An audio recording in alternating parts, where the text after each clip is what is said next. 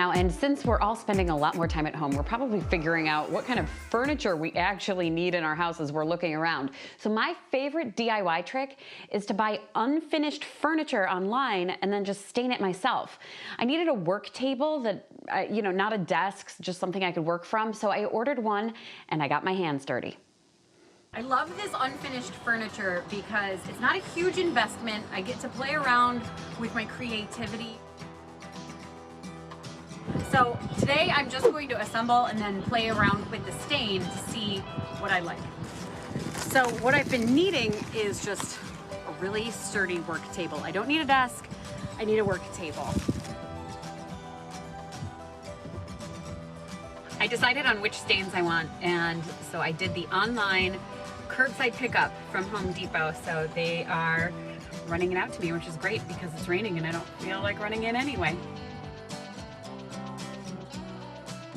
I have been playing with the stain on the bottom side of the table, so kind of making my mistakes here as I go. What you do, you just brush on the stain, 97-cent sponge brush, wipe off the excess, and then see how many layers.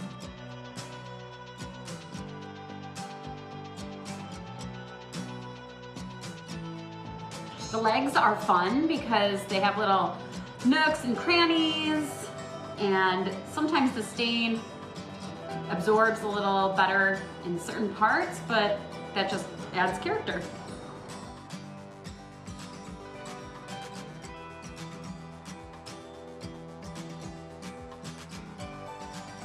The table is pretty much all stained, but the fun part about doing it yourself is you get to add any detail that you want. So I'm gonna let this just sit for a little bit longer and add a quick little extra something. I bought a black stain for this, but it seems to be bleeding under the tape when I did a test of it. So I'm going to use just a black chalk paint for wood.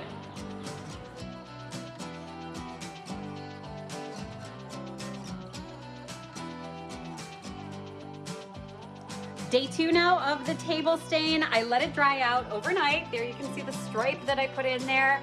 So now it's just a matter of adding a layer of polyurethane and letting that dry.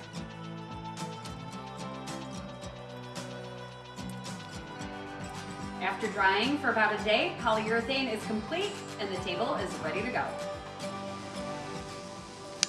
This whole project cost me just right around $200. I'm talking about tax, delivery fees, and then the stain that I went and picked up from the curbside. So it's a really cheap project to do.